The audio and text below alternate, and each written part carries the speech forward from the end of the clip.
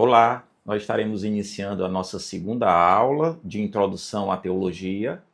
Na primeira aula nós falamos sobre o significado do termo teologia, falamos sobre os níveis da teologia e falamos também sobre as características da teologia.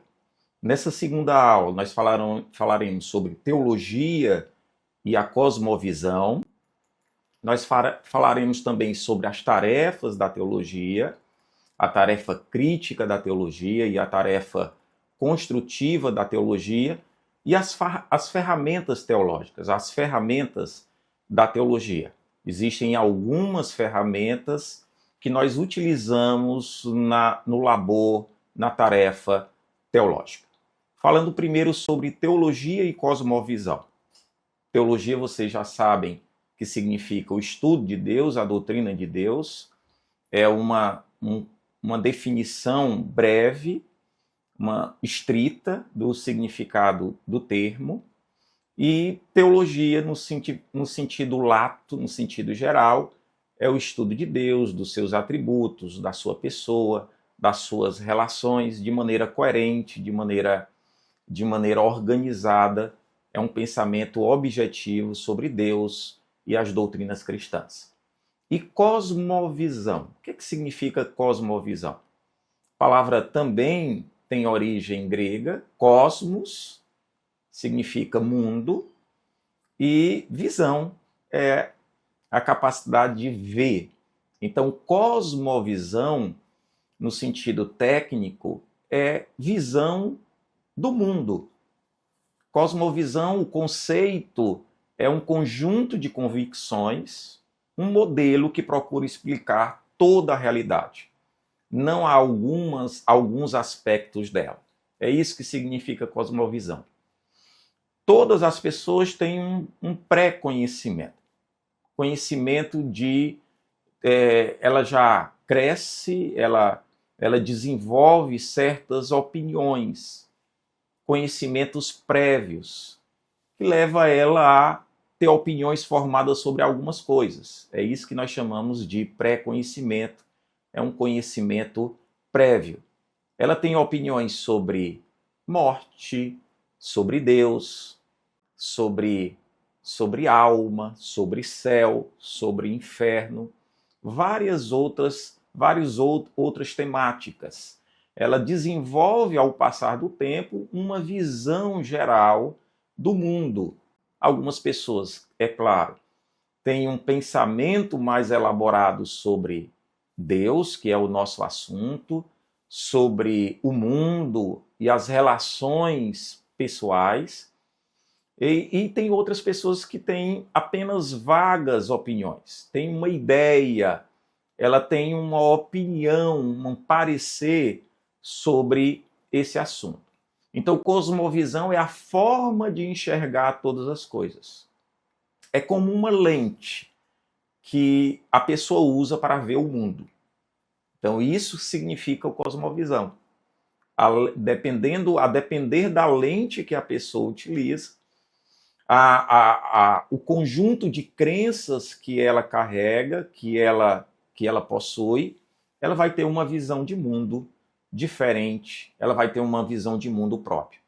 Eu tenho uma visão de mundo, uma visão cristã, uma visão teísta do mundo, e o ateísta, por exemplo, o panteísta, tem uma visão totalmente distinta, diferente do mundo. Então, a cosmovisão da pessoa definirá, guiará ela sobre as crenças que ela carregará por toda a vida. Quais são os tipos de cosmovisões? Nós falamos de teologia e cosmovisão. Isso é um tema muito importante. Não existe apenas uma forma de ver o mundo, como já citado. Existem várias formas de enxergar o mundo. Existem várias lentes para enxergar a realidade total, a realidade de todas as coisas. Nós vamos falar principalmente de 4 cosmovisões. A primeira é o teísmo, a segunda é o politeísmo, terceira é o ateísmo, e a quarta visão de mundo é o panteísmo. Existem outras visões do mundo? Sim. E não quer dizer que uma pessoa sendo teísta, por exemplo, ou ateísta, os ateístas ou qualquer visão que ele advogue, que ele carregue, que ele defenda, vão ser monolíticas, vão ser exatamente iguais em todos os detalhes, em todos os pontos. Não, não é assim. Mas nós vamos falar de forma básica sobre algumas dessas cosmovisões. Mas nós podemos também falar que existem outras cosmovisões.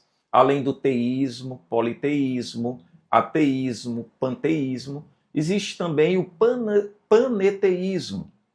Existe o deísmo e o teísmo limitado. Vocês vão encontrar esse material informativo no material de apoio que vocês têm. Vamos então falar sobre o teísmo. Teísmo significa a crença em Deus. Aquilo que nós acreditamos em sua existência. Deus existe e ele se relaciona com o mundo criado, com todas as coisas que ele criou. Então a palavra teísmo é a crença em Deus.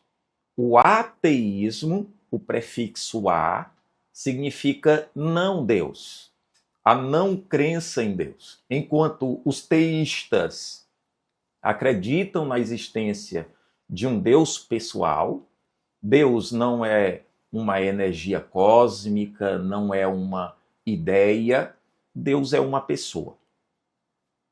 Essa pessoa não significa pessoa com carne e osso. Deus não é um ser corpóreo. Nós estudamos isso na teologia. Significa que ele é um ser pessoal, que pensa, é um ser que raciocina, é um ser que tem vontade, que tem sentimentos, volição e tem sentimentos. É um ser espiritual. Então, os teístas acreditam que Deus existe.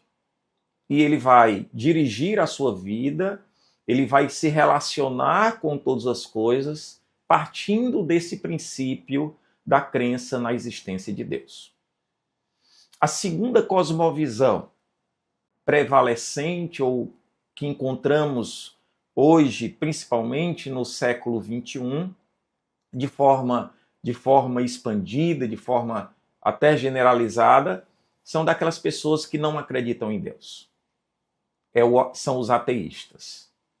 Aqueles que afirmam a não existência de Deus, que não existe um ser pessoal, criador de todas as coisas, e que vivem como se Deus não existisse. Negam, afirmam a não existência de Deus.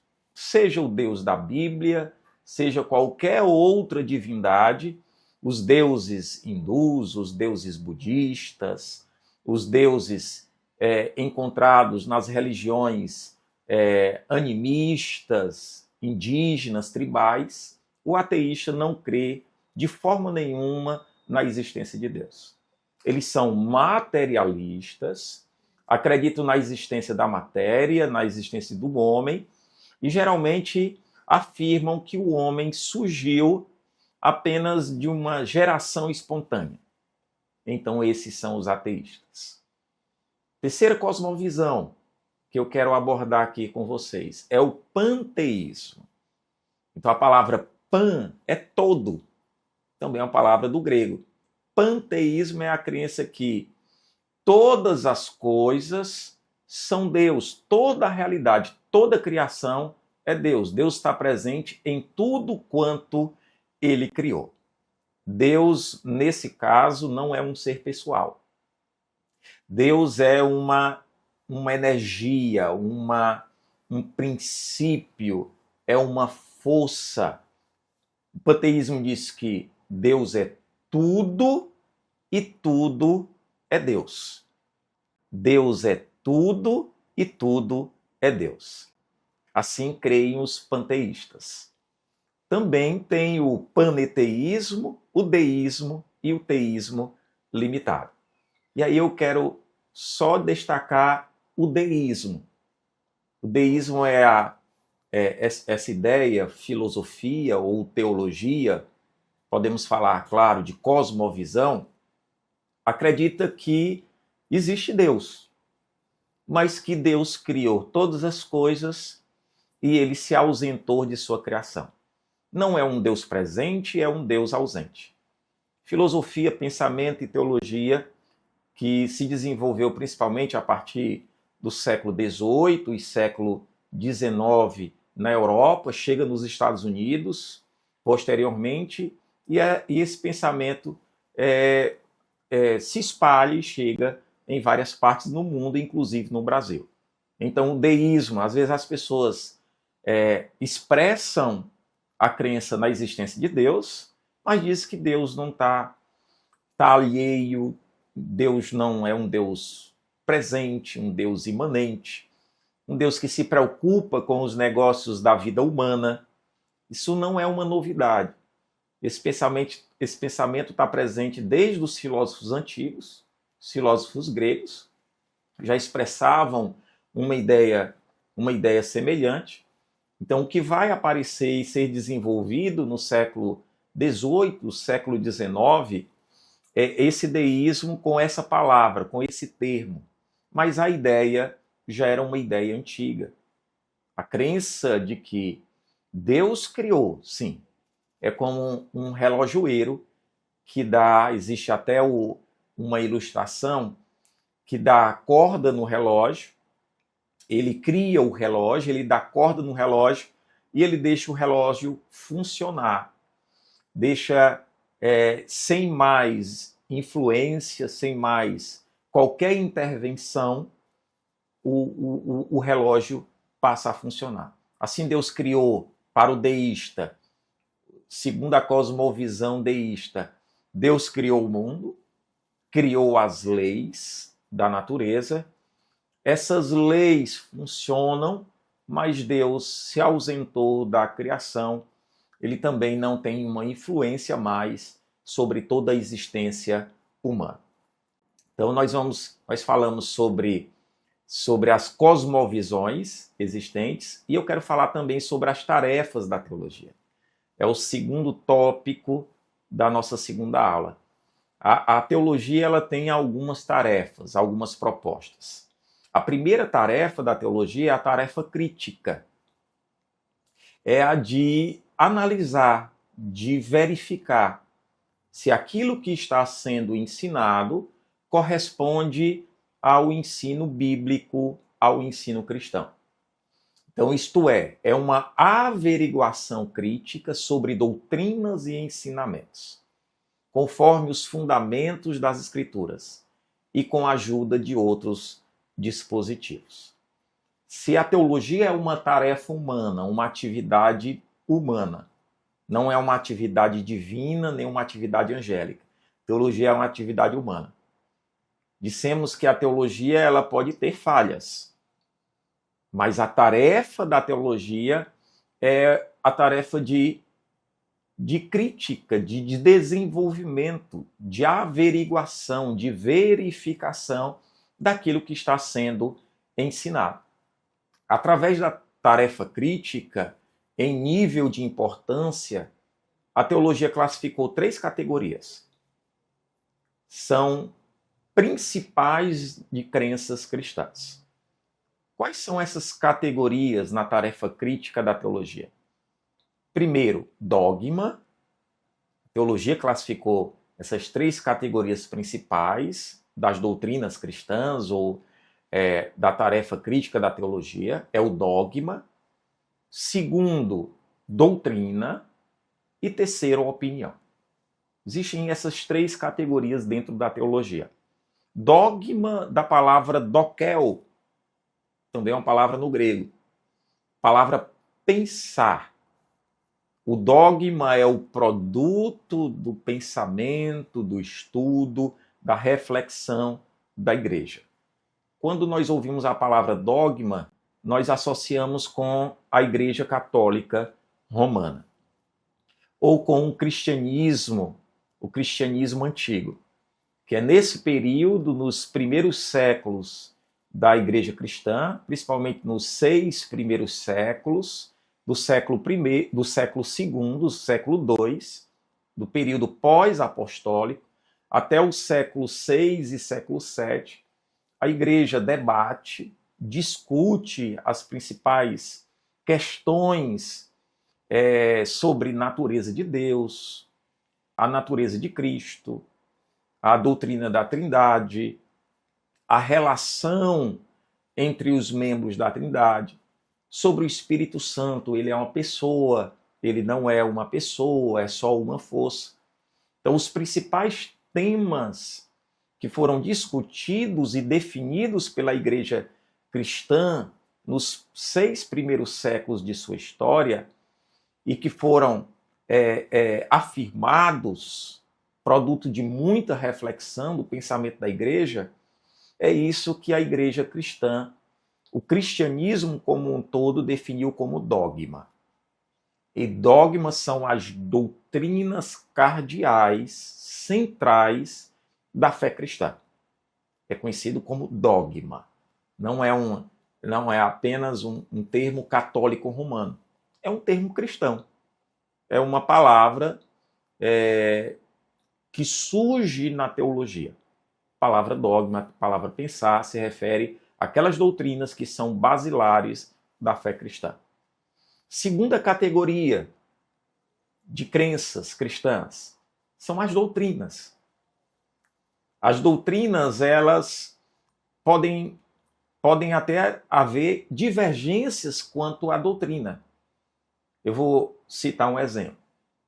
As igrejas batistas e as igrejas pentecostais, como herança das igrejas batistas, elas batizam por imersão.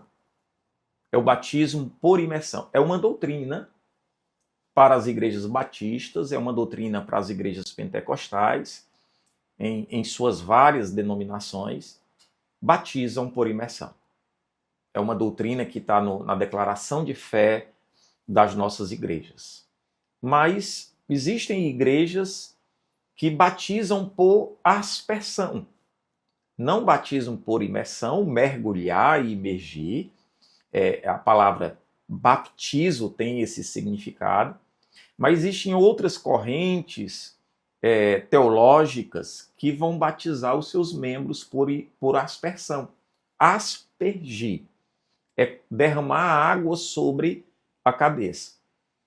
Então, nós falamos que essas crenças estão no nível de doutrina, não é dogma.